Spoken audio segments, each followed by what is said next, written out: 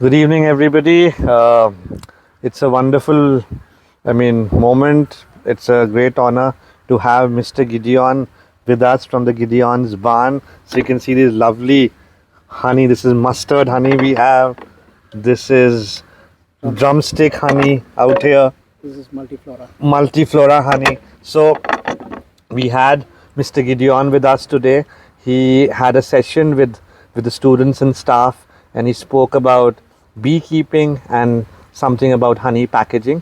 So thank you so much, Mr. Gideon, for coming and visiting us. And I wasn't unfortunately a part of it, but whatever information has come over to me, the kids had a wonderful time and they got lots to learn from you. And I have a student, Kiran, with me. So Kiran, just share your experience of attending the workshop. I had a wonderful experience. It is a new thing for me, and I like exploring new things. So beekeeping has now become a new thing for me to explore, and I am looking forward to begin a journey with it. Great. So, sir, please do share with us. What do you feel coming and visiting our school, meeting our students and staff? What is your take after all of it? The very ambiance was so nice. Great. And I like very friendly staff, and the students were very inquisitive.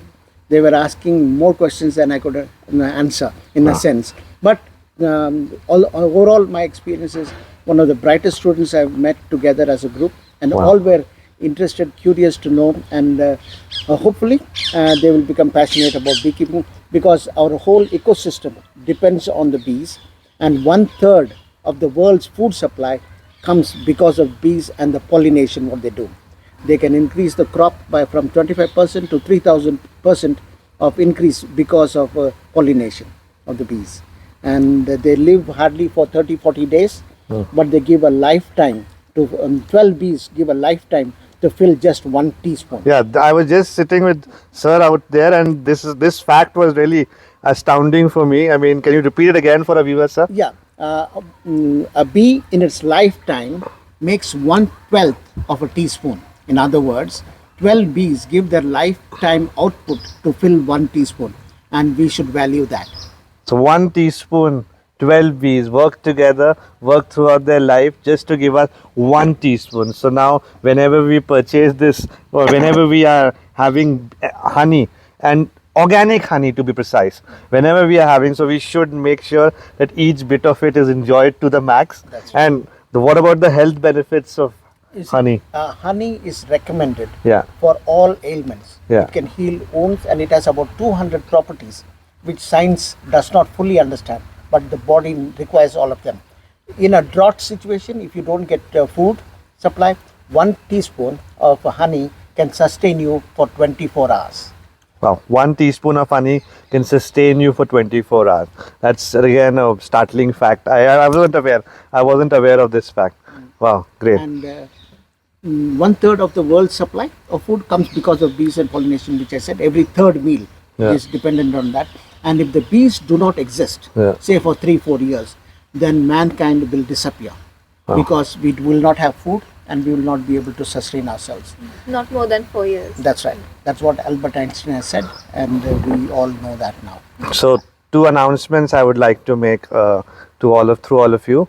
One is, we are very much looking into the possibility of starting our own beekeeping process. Setting up our own beekeeping out here, and probably once the students are back, once you all are back after winter vacation, somewhere around springtime, that's around February, mid-February, we'll probably set up a beekeeping thing out here with sir's help. And another interesting thing that sir is doing, which I would like to be a part of and would all want all the students to be a part of, is that something he was telling me about the Gujjar community.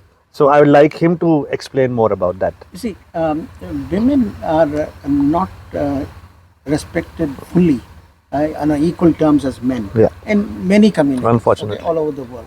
But here, living in Uttarakhand, there is a particular community called Van Gujar. They live in the village, in the jungles, or in the periphery of the jungles, and only the men do what is called keeping of animals, and they sell milk and its products. But the women do not get to do anything much.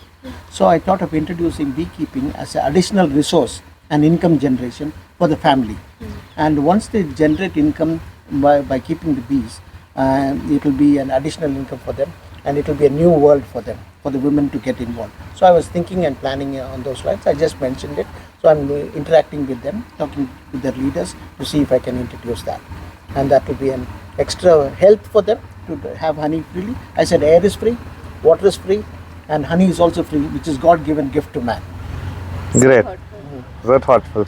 So on that note, without taking much of your time, I would again like to thank Mr. Gideon for sharing his valuable insights with all of us out here. I think this will be one of the many sessions that we'll have with him in the coming few months, because I mean, education is all about experiences, and experiences were what he was sharing with the kids. And he rightly said the students were very inquisitive. So I think one main reason for the students being inquisitive is the teacher is of a caliber that he is generating that curiosity among the students. So kudos to you, sir, and thank you so much for your time. And we look forward having you with us sometime soon. Sure. All right. Thank you. Sure. Have a wonderful evening. Thank All right. Thank you. And wish you all the best. Yeah.